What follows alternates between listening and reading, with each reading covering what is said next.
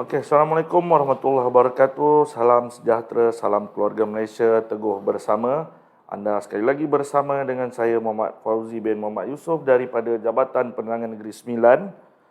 Dan bersama dengan saya Dr. Muhammad Iqmal Hisham Kamarudin, Pensyarah Kanan Fakulti Ekonomi dan Muamalat Universiti Sains Islam Malaysia, USIM. Sekali lagi terima kasih Doktor kerana kekal bersama dengan kami dan sudi menerima undangan kami pada hari ini. Daripada pihak Rustia kita mohon ampun dan maaf kerana berlaku sedikit masalah teknikal mengenai perbincangan kita pada hari ini.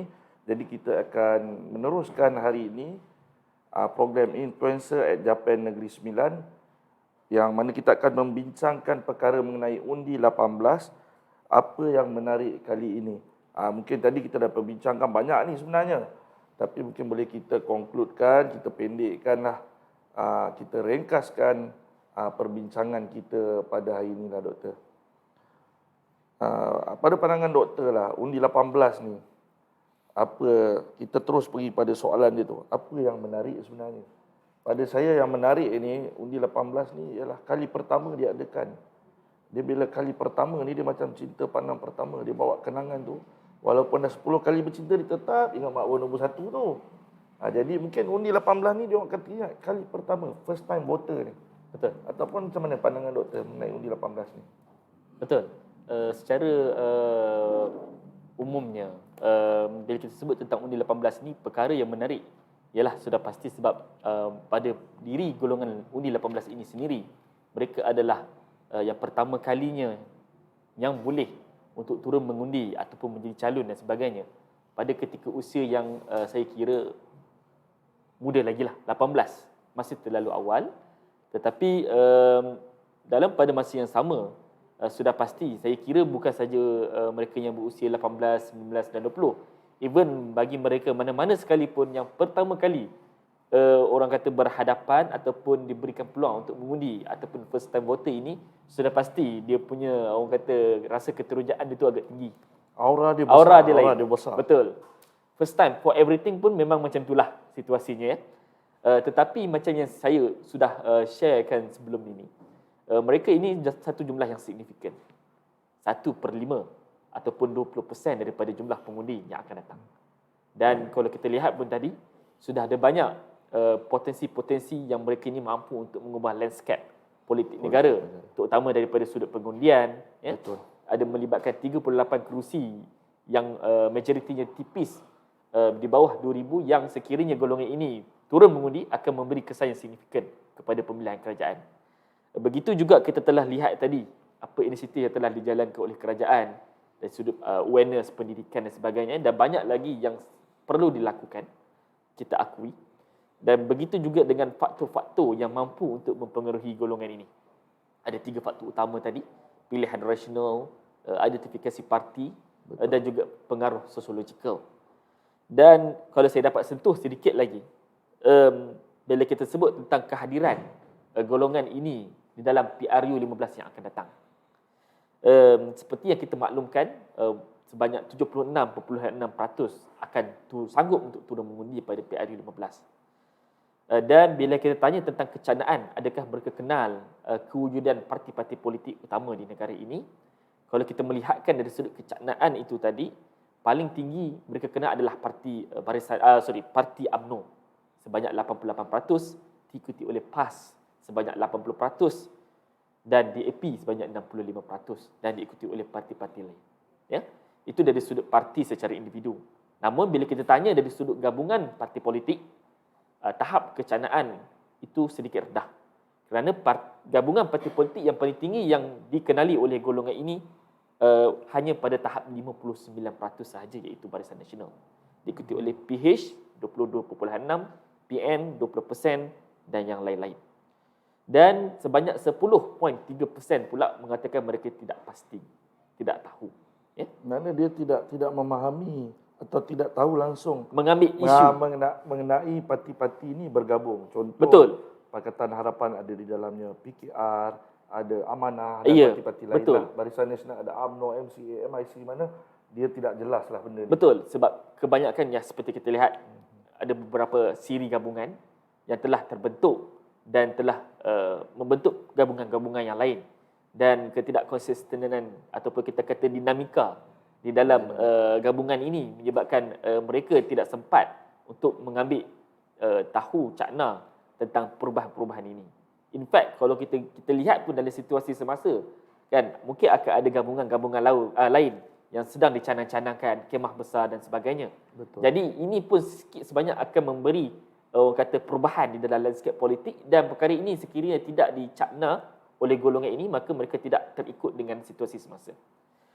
Di mana kita juga bertanya kepada golongan ini, berikan kepada kita senarai 5 pemimpin politik yang paling dikenali. Jadi mana paling popular lah kita paling tahu. popular lah. Ahli politik paling Popular, di Malaysia. betul. Saya tertanya-tanya juga apa Okey. jawapannya. Bila kita sebut tentang pemimpin utama, kita ada 2 soalan lah. Satu pemimpin utama dan satu pemimpin muda. Pemimpin utama dan pemimpin Okey. muda. Bagi pemimpin utama, 5 yang teratas diungguli. Yang pertama adalah Tun Dr. Mahathir, diikuti oleh Datuk Seri Najib Razak. Kemudian Datuk Seri Anwar Ibrahim. Kemudian Tan Sri Muhyiddin Yassin, dan yang kelima adalah Perdana Menteri kita, Datuk Seri Ismail Sabri. Manakala bagi 5 pemimpin muda yang mengungguli adalah, yang pertama adalah YB Syed Saddiq, Syed Abdul Rahman, diikuti oleh YB Nurul Izzah Anwar. Kemudian YB KJ, Khairi Jamaluddin. Abah. Orang panggil Abah. Abah. Orang muda panggil Betul, dia Abah. orang muda panggil Abah. Kemudian diikuti oleh Datuk Razi Jidin, Dr. Razi Jidin. dan juga yang kelima adalah Rafizi Ramli. Rafizi Ramli pun termasuk Betul. dalam senarai ya.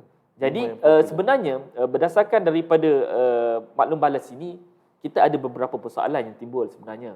Terutamanya daripada kalangan pemimpin muda tadi. Bila kita sebut tentang pemimpin muda ini, daripada 5 nama yang teratas yang diberikan ini, 4 daripadanya berusia lebih daripada 40 tahun. Ya? Kecuali Syed Saddiq tadi yang masih lagi di bawah 30 tahun. Jadi kalau lebih pada 40 tahun ni, kalau ikutnya 35 tahun dan ke atas ni dah habis dah umur belia. Belia, betul. Belia dah habis. Betul. Jadi nak kata muda tak berapa nak muda sangat lah ya. Betul. Jadi ini menimbulkan persoalan lah bagi kita. Betul. Maknanya daripada golongan ini, bagaimanakah mereka melihat ataupun mendefinisikan pemimpin muda, politik muda ini? Adakah 40 tahun atas ini masih lagi dikira sebagai muda? Ataupun sebenarnya mereka gagal ataupun masih belum cakna untuk mengambil tahu tentang pemimpin muda politik yang berada di bawah daripada generasi ini. So itu persoalan-persoalan yang kita boleh kita utarakan berdasarkan daripada dapatan ini. Ya. Itu satu yang menarik lah. Bila pemimpin muda ni mereka menggambarkan, kita pun tak dapat baca.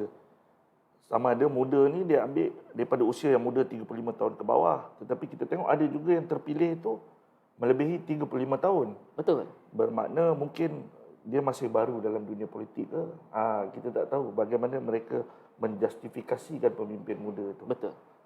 Selain daripada undi 18 ni doktor, kita tengok kita lebih fokus kepada 18, 19, 20 tahun ataupun hingga 21 tahun. Sebelum ni 21 tahun ke atas.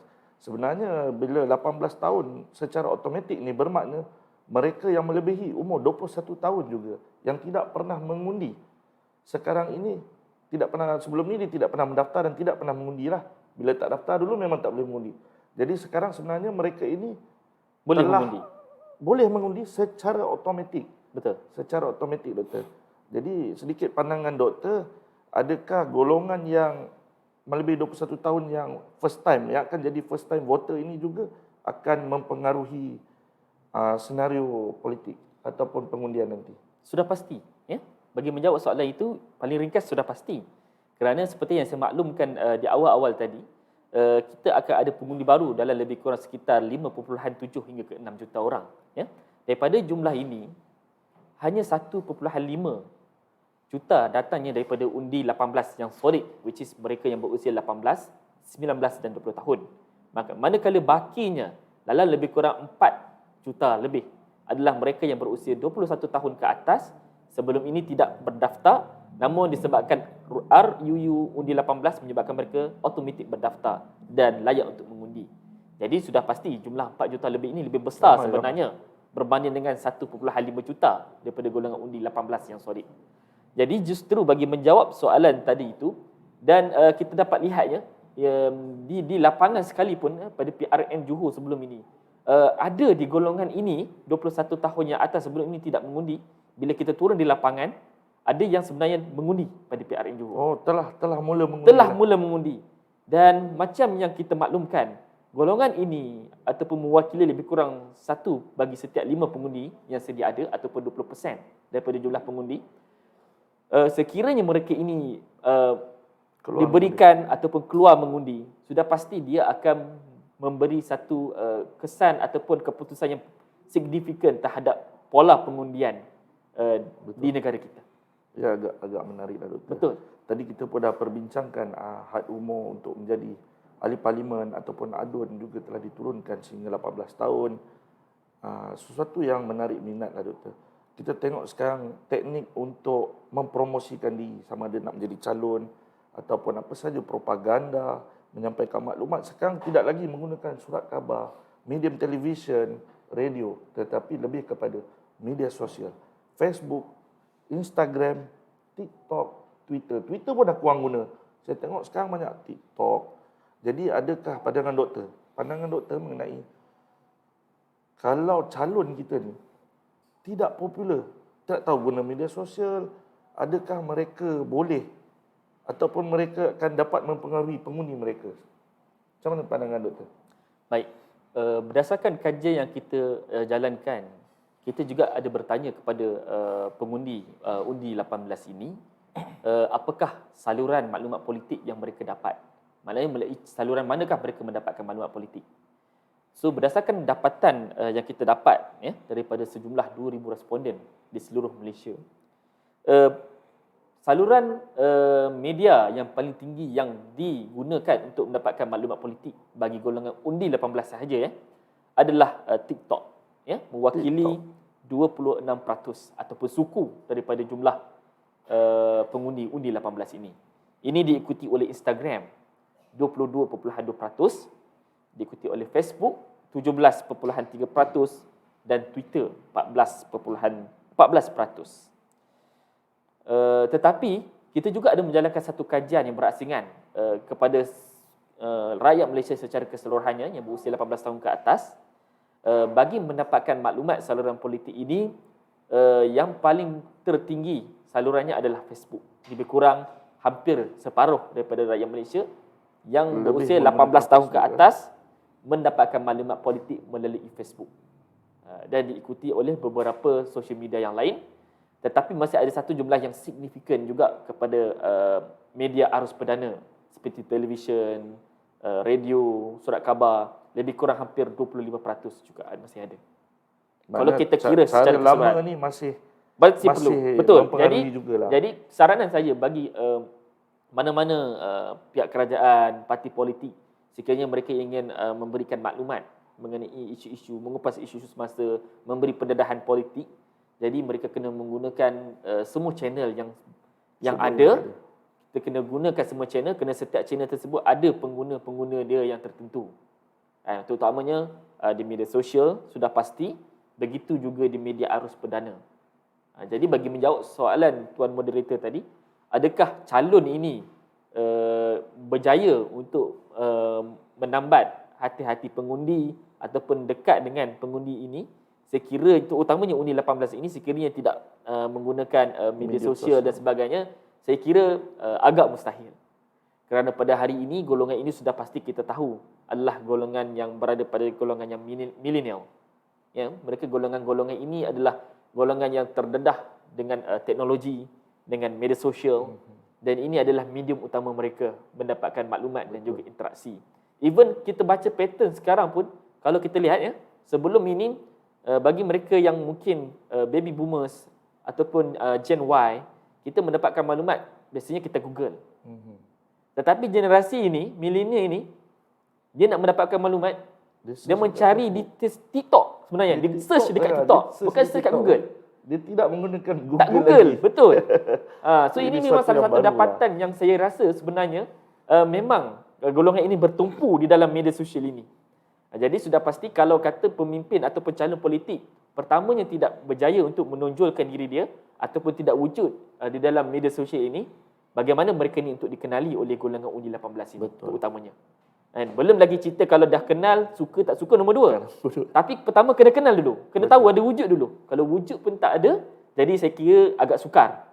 Sekiranya mereka hanya berpendangan perlu mendapatkan undian daripada pihak yang mungkin golongan yang berusia lebih daripada undi 18 semata-mata.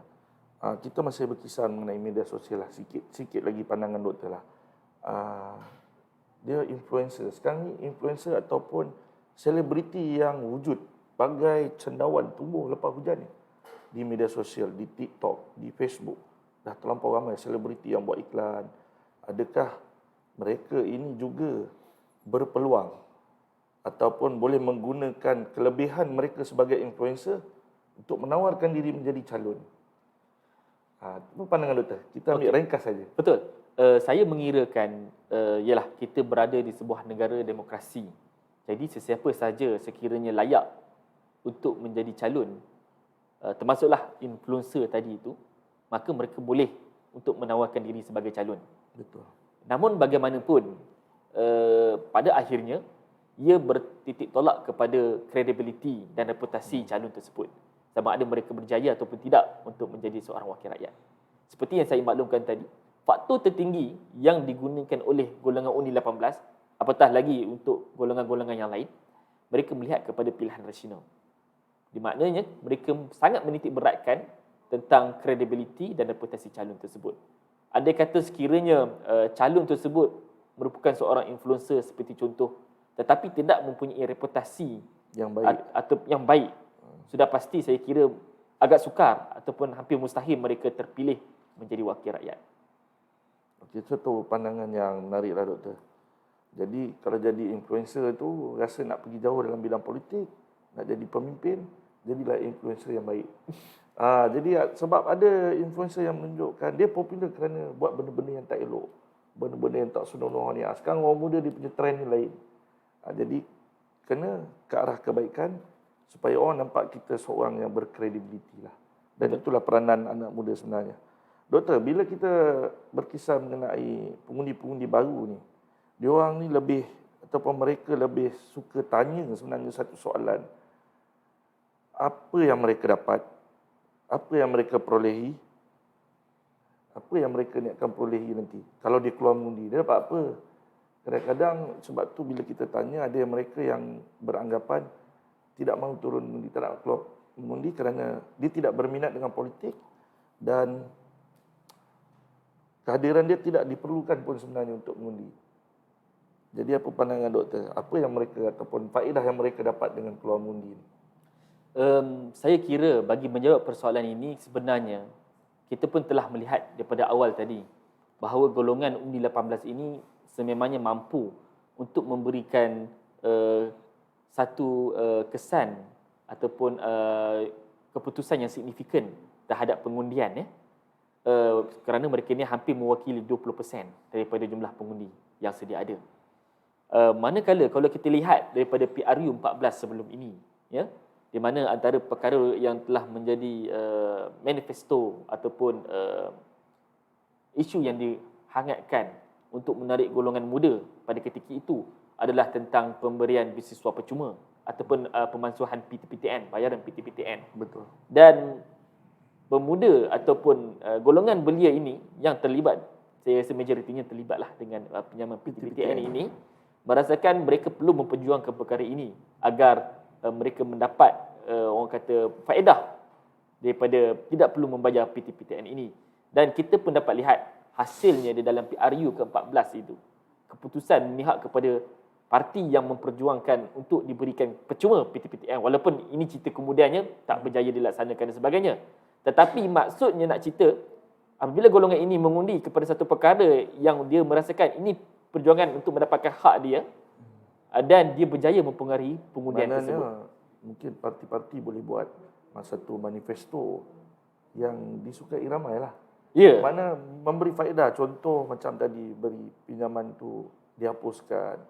Mungkin lepas ni diberi kereta percuma. Contoh, ni contoh dia diberikan allowance bulanan tiap-tiap bulan. Mungkin yang itu akan berjaya menarik minat sebab dia satu faedah ataupun dia rasa seronok bila dapat benda tu lah. Betul. Itu faktor yang mempengaruhi keputusan jugalah doktor. Betul. Cumanya seperti yang kita maklum, kita kena bijak memilih.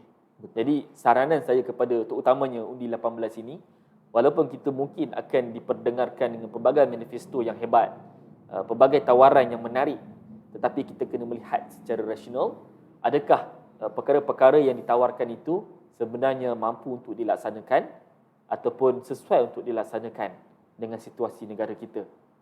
Jadi justru tapi saya berkira-kira mereka ini berdasarkan kajian yang telah kita lakukan, mereka akan membuat pertimbangan yang terbaik pada tahap mereka kita untuk betul. Kita kena mendoakan Kita mereka kena mendoakan berfikir secara rasional ketika keluar undi lah. Ya, betul. Okey doktor, satu lagi mungkin saya rasa soalan yang terakhir lah. Kita tahu sekarang ni zaman kita bincang tadi media sosial, kita sekarang ni virality doktor. Virality. Sesuatu yang viral, orang-orang muda ni suka. Terutamanya golongan-golongan yang belasan tahun ni. 18 hingga 25 ni lebih kurang lah. Dia orang suka dengan sesuatu yang viral. Ya. Ada kemungkinan tak calon-calon yang lebih mementingkan virality ataupun dia menggunakan teknik untuk memviralkan sesuatu dalam kempen PRU15 nanti? Alright. Saya melihatkan benda ini akan diguna pakai sebagai sebahagian daripada strategi calon-calon ketika PHR Raya yang akan datang. Ini kerana kita faham viral ataupun tular ini untuk mendapatkan momentum tarikan ataupun perhatian dalam masa tempoh yang singkat dan tinggi. Tetapi begitulah situasinya bila pilihan raya ni kita selalunya tempoh mengundi itu tak sampai 2 minggu kan berkempen. Betul. Maksud saya. Kemudiannya 10 hingga 14 hari. Betul, 10 hingga 14 hari. Jadi sudah pasti kita tahu viral ini merupakan satu perkara yang memang akan digunakan oleh mana-mana parti politik untuk menarik minat ataupun kecenderungan mengundi parti masing-masing. Jadi sudah pasti saya kira cumanya seperti yang kita harapkan tadi agar semua bukan saja undi 18 tapi rakyat Malaysia dapat menilai dengan secara berhemah, dengan baik dan menimbangtara setiap maklumat ataupun isu yang dibangkitkan dan menilai sama ada ianya wajar, sesuai ataupun tidak, ataupun ia mampu untuk dilaksanakan ataupun tidak. Maknanya masih memerlukan pemikiran rasional sangat betul, penting. Pemikiran rasional sangat Jangan penting. Mudah tertarik pada viral sajalah. Betul. Okey doktor, sebelum kita menutup sesi, saya minta sedikit pesanan doktor kepada pengundi 18 tahun ini. Pengundi-pengundi baru, terutama 18 tahun ke atas lah. Baik. Alright. Hasrat ataupun pesanan saya, harapan saya kepada pengundi ataupun golongan undi 18 ini adalah pertamanya agar mereka lebih cakna terhadap politik semasa. Ini kerana berdasarkan kajian kita hanya 52% sahaja yang cakna ketika ini. So masih ada 48% lagi yang kita boleh katakan kurang cakna ataupun tahap pengetahuannya belum tinggi tentang keadaan isu politik semasa di tanah air. Yang kedua, kita setuju bahawa golongan ini juga memiliki faktor pengaruh yang baik, iaitu faktor pilihan rasional. Sudah pasti di dalam kita melakukan pemilihan calon ataupun parti politik, sudah pasti kita mahu memastikan maklumat-maklumat yang kita perolehi perlu disemak terlebih dahulu, perlu pastikan maklumat itu sahih dan sebagainya sebelum membuat keputusan untuk cenderung kepada mana-mana parti politik. Dan disebut tentang pemimpin muda ini, saya kira tidak ada masalah sekiranya ada calon-calon yang terdiri daripada mereka yang dikategorikan sebagai pemimpin muda hatta seawal 18 tahun. Tetapi pastikan calon-calon ini mestilah mereka yang mempunyai visi dan misi yang jelas serta berwibawa dan mempunyai reputasi yang baik. Dan saya juga suka mengulang bahawa golongan undi 18 ini sangat signifikan di dalam landscape politik, mewakili 20% dan boleh merubah hampir 38 kerusi parlimen yang punya majoriti di bawah 2,000. Okey, terima kasih doktor. Itu tadi pandangan sedikit daripada doktor, sedikit nasihat untuk pengundi baru lah, terutama 18 tahun dan ke atas, 18 hingga 21 tahun ini. Nasihat yang baik kepada mereka. Tuan-tuan dan puan-puan, seperti yang kita ketahui, undi 18 ni telah pun dilaksanakan. Ya. Jadi suka atau tidak, kita setuju atau tidak, bersedia atau tidak, dia tetap dilaksanakan dan PRU 15 adalah penentunya. Penentu untuk mereka ini mengundi atau tidak. Jadi sebagai rakyat Malaysia, jangan kita sekadar komplain, kita menyatakan tidak puas hati kita di belakang-belakang, tetapi tunaikan tanggungjawab kita sebagai warga negara dengan keluar mengundi. Mungkin ada tertanya-tanyalah mereka ni layak mengundi ke tak walaupun umur 18. Contoh diumumkanlah, katakanlah umum bulan depan ke, dia layak atau tidak mengundi. Jadi cara yang paling mudah lah, cara paling mudah semak. Betul. Semak di www.spr.gov.my. Sekarang ni telefon pintar ya, kita ada telefon pintar, boleh download apps SPR tu. Kalau Android, dia My SPR Semak. Dalam tu bukannya boleh semak, masukkan nombor IC bukan boleh semak kita ni layak atau tidak, malah kita tahu tempat mengundi, lokalitinya, malah boleh tengok senarai-senarai calon pun ada dalam tu nanti. InsyaAllah lebih mudah. Jadi jangan lupa sekali lagi, pihak kami berpesan agar pengundi-pengundi muda 18 tahun dan ke atas ataupun first time voter, jangan lepaskan peluang, tunaikan tanggungjawab anda sebagai warga negara, keluar mengundi apabila tiba masanya. Jadi sekali lagi saya ucapkan terima kasih kepada Dr. Muhammad Iqmal Hisham Kamarudin atas perkongsian pengalaman, penjelasan serta keterangan yang diberikan. Semoga apa yang kita kongsikan hari ini dapat memberi manfaat yang tepat dan benar kepada penonton-penonton. Terima kasih kerana sudi menerima undangan daripada Jabatan Penerangan Negeri Sembilan. InsyaAllah ada masa lagi kita akan berjumpa lagi, Doktor. Kalau kita undang lagi boleh ya, Doktor? Boleh, tak ada Mungkin lepas masalah. ni kita nak bincang pasal bajet. Boleh, insyaAllah. Bajet dah nak bentang dah. Dengarnya bulan 10 nanti, awal bulan 7 10. Oktober. 7 Oktober, mana tahu. Kalau ada rezeki kita sekali lagi bersama. Dan saya mewakili pihak panel dan urusnya mengucapkan tinggi-tinggi terima kasih kepada semua penonton-penonton, viewer yang sudi menyaksikan Influencer at Japan Negeri Sembilan. Walaupun ada beberapa masalah teknikal, terima kasih. Terima kasih kepada yang setia bersama dengan kami sehingga akhir. Dan tidak lupa terima kasih kepada Rin Studio Senawang yang menyediakan tempat yang sangat baik untuk kami berkomunikasi dan menjalankan program Influencer at Japan Negeri Sembilan. Dan jangan lupa keluar mengundi apabila tiba masanya nanti.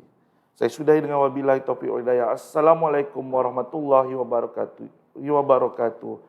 Keluarga Malaysia teguh bersama. Sekian.